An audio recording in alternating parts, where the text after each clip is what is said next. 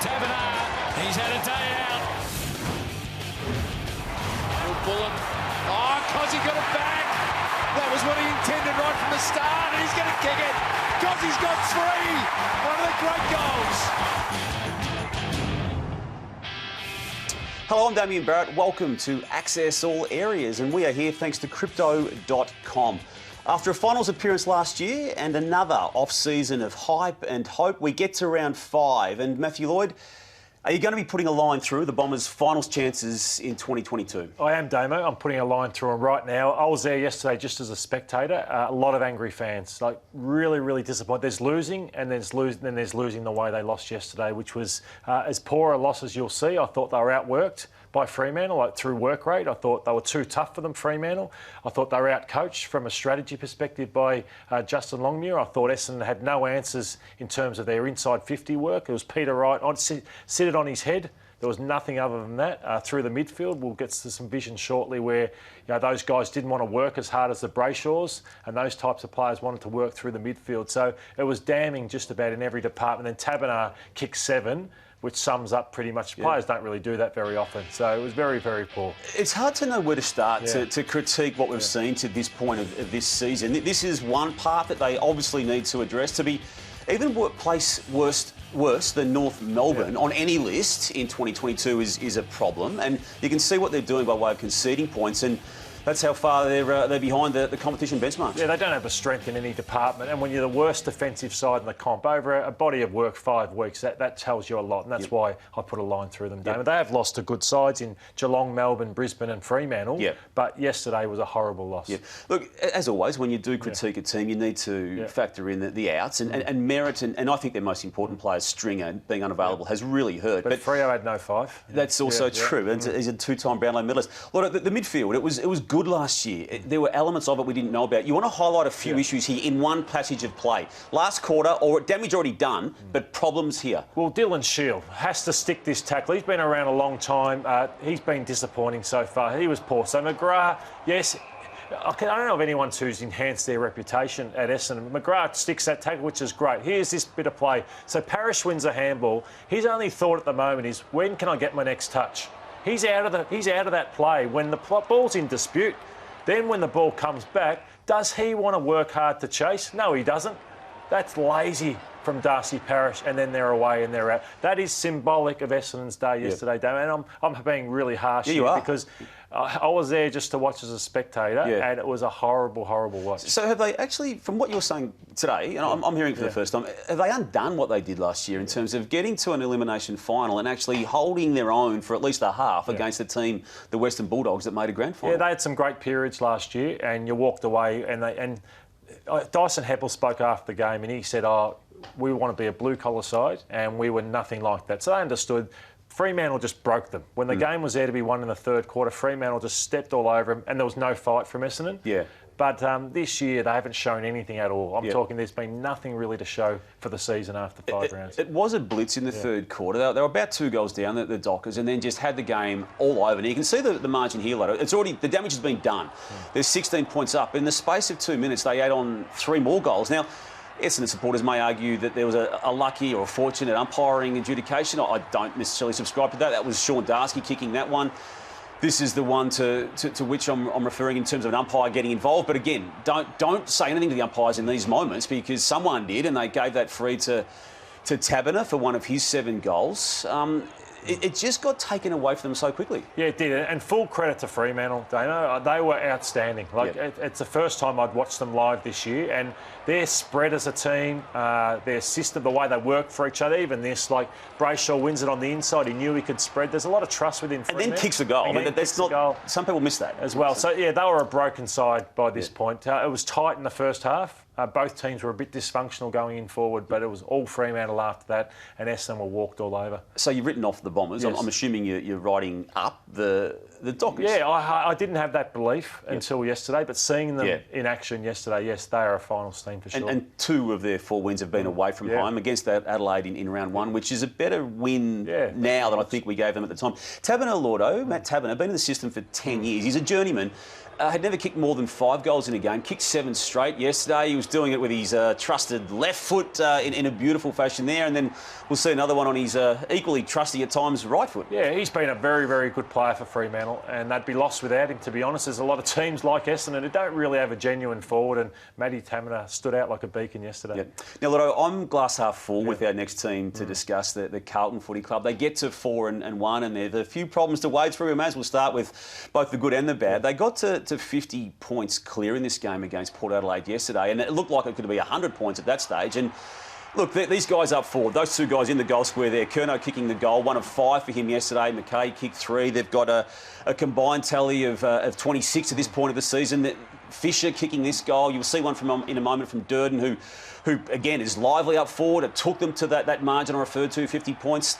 That's the good. That's the good. And it's a lot to embrace about that. Yeah, Sam Walsh was hot, and then you get it in long and high. Aliir was all at sea. He just couldn't cope with Curnow, and then they throw in to Mackay, and both of them got a hold of him. But when they're up and about and confident, and the midfield's on top, they're red hot. So you're the glass half full. Yep. I'm a little empty on what I've seen the last few weeks, because Port Adelaide turned it around after half-time, and you've got to be able to shift momentum and stop momentum. They haven't been able to do it. So against Hawthorn, they were very, very poor and nearly lost that game, and they nearly lost it. So internally, they'll be looking at all sorts of things. They'll be looking at half-time breaks. They'll be looking at player rotations. They'll be asking. What would you be telling them to look at most? I think it all stems from the midfield, and also if a team gets a run on, what can you do to stop? And that's sometimes slowing the game down a little bit, trying to get the game back on your terms. I mean, you're right. Against the Horse, they led by 41 points. That became a 1-point win, and yesterday 50 points became a 3-point win. But you've still got to get the job done, and they did, and they did it in ways that required something outside the planning. This is just fortunate. Now, look, I reckon Hewitt might be slightly lucky here, Lloyd, on what we'd seen previously this round with arms being thrown around in those moments, and they could have gone against him in a 50-metre penalty way. Having said all that, they still maintained and regrouped composure and just did enough. There were just enough deft touches, enough presence of senior players to just stay in the game and in the moment. Oh, they needed this. Yeah, Curnow kicked one late, actually, and then this one. Carl Amon took too long. Yep. I was never going to make the distance from here, and then took this probably 24 seconds off the clock. And they played it pretty well here, Carlton. They get it through, and then I love this. This is a centre forward just coming down. They often do this at the kick. This is big. This was huge. It can still be lost there, that game. Ended the game there, Mackay. He's been a star at either end, superstar, Coleman medalist last year. And you're right, Damian, they get to 4-1, and you bank early wins, and you set your season up, which Carlton are doing. Yep. Lotto, there's concerns in a pretty significant way now at the Giants. We felt they were coming. We touched on it before this moment, round 5, where they're 1-4. And Leon Cameron, post-match, is lamenting a lot about his club. So that's my job. I have to make sure that's really clear, and it's our leaders' job as well. And some of our leaders are not playing the best footy, but, you know, I've got faith that, and I said to the boys afterwards, I said that we front up and we improve and we learn, and that's what we can do. And the next month is going to be a really defining month for us as a footy club. So the backdrop is he's out of contract after his what will be his 9th season, this current one, as coach, and that's a situation both he and club are happy with. But at 1-4, in that situation, it's not looking good. And the lack of answers that are obviously coming. Now, Toby Green has not helped his cause, Lotto. Missed 6 games in total. A final last year for the umpire contact, and obviously the first 5 of this game this season. They've won 1 of those 6 he misses. He returns on Friday night against St Kilda. Look, he usually plays pretty well first up, but he owes them big time now, because this man's job is now well and truly on the line. And you've got a feeling, from what you've been saying previously in the last couple of days, that he won't last the season. No, you say it's an arrangement that he and the club are happy with. There's no coach that's happy to wait till the end of the year. He would sign tomorrow, I'm sure, if the Giants would say, here's another 2 years, but it just shows the pressure he's under. I think it's a final in April for them on Friday night. So that just shows where their season's at. He's been let down by his senior players. I don't think any of them have enhanced their reputation. Keelio's been okay on what we've seen, but still not at the elite levels. But, you know, Whitfield and Haynes and Taranto and all these players, Josh Kelly, I haven't seen much from them this year. So I think, you know, across the board, they've fallen away from what the best sides do. We saw what happened on Saturday night. They were obliterated in a patch. They were okay for a half, but they can't sustain it. And 10 goals came from Melbourne in the third quarter against the Giants. And Lotto, on this program last week, you said this man, Stephen May, is effectively fooling the competition with how he sets up. And 1 week later, the Giants let him fool them again. Yeah, you're right, Damian. Where he did well here, Steve May, was he also can beat his opponent one-on-one. So he sets the game up for them nice and early. And it's efforts like this where you ask, how do they keep motivating themselves? When you're 5-0, what do you do? The game's over. And he's still putting his body and legs and everything else on the line. And he's as hard on his teammates as anybody. Yeah. Yeah, he hammers them. Even if they're 50 points up and they don't do the right thing, he gets into them. So pressure on selection. Ben Brown's waiting in the wings. There's other players still waiting to get opportunities. Christian Salem will be back. So that's a great position to be in. And it's that attitude that actually now gets us to our brave player of the week for Crypto.com. It's a player I've got a lot of time for, Lloyd, Tom Sparrow, who's playing a midfield role. Have a look at how he's retrieved that ball cleanly and then dishes off a beautiful handball to set up another forward thrust from the Demons. But just keep your eye on him. This is not lost on any one of his teammates. And as this ball comes into the forward line from Spargo, it's a bit of a messy kick. But look, there's Sparrow again, Lotto. Watch the tap across the Fritsch in the goal square. And just note who Petrarca runs to. Oh, it's great. It's just team football, and they are very selfless, this team. Every aspect of their game is just in perfect sync. Yeah. And it's still, they can't play perfect footy all the time because you don't want to be doing that. You want to be cherry ripe come the end of the year, but they're scary. They're just getting better and better. Even James Jordan, Sparrow, Bowie. There's a lot of blokes that are just getting better and better at Melbourne. Yep. Yeah. The Crows are getting better and better too. Different conversation to the one we're just coming off when it comes to the high end, absolute high end of Melbourne. But Tex Walker's return, Lord, from the last 2 weeks. 4 goals in round 4, which was a narrow loss, and 5 goals in this very, very good win against the Richmond Footy Club. I can't believe how well he's returned, given he wasn't allowed to play through his AFL suspension for the racist comments, any form of match play at the lower levels. 9 goals in 2 weeks for Tex, and then 9 goals between that man Himmelberg and also Tex on the weekend against Richmond. And I think where Richmond are at, you lose a player like Grimes. Remember, they lost Rance and they still won a premiership. Yeah. They lose Grimes now and they fell apart in defence.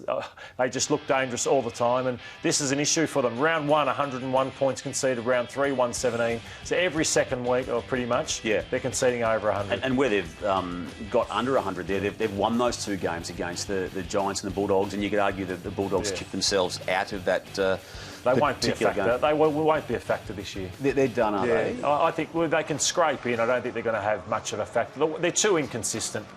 And that's what happens. I don't have a go at them because you know what?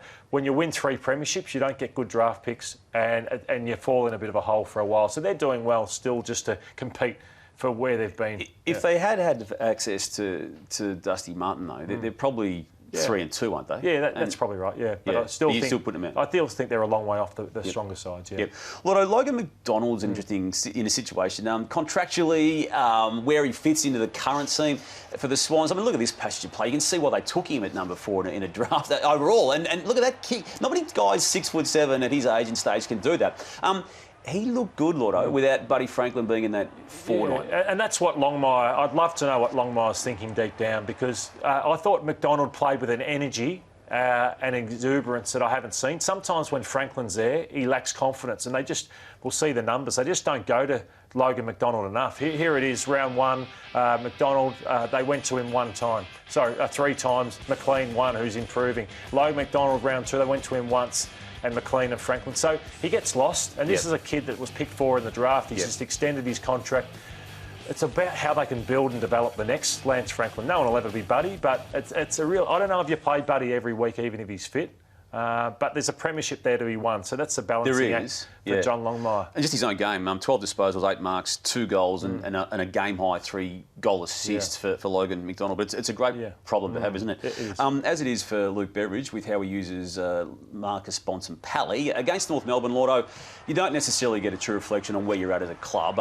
He kicked the 2 goals early in the game when he played as a forward. Is this something that the Bulldogs are going to have to do, and can it be done against other teams? What I liked from Luke Beveridge was he loaded up. He went Aaron Norton, he went Cordy, he went Bontempelli, Waitman, Ugle-Hagan. So they've been struggling to score and they've been inaccurate. be loaded up the forward line. And I think that they've got a few easier games coming up. So I think stick with that with Bontempelli, because I think that's where they're not struggling through the midfield. It's just their forward line, which is the biggest concern. Of the many positive storylines to emerge this season, and particularly out of round 5, the Saints are again in that conversation. They got the 4 points against the Suns. They're across the ground now, Lord, a very reliable and bankable team. There's a system to it. Yeah. It starts in defence. Well, it's not easy to win 4 games of AFL footy in a row, and they've done that now from that Collingwood loss to 4 in a row. And I just think it's all starting from how well balanced they are between their defence. That's a wingman sliding in, so they're coming off to support each other really well. And I don't think they had that. I thought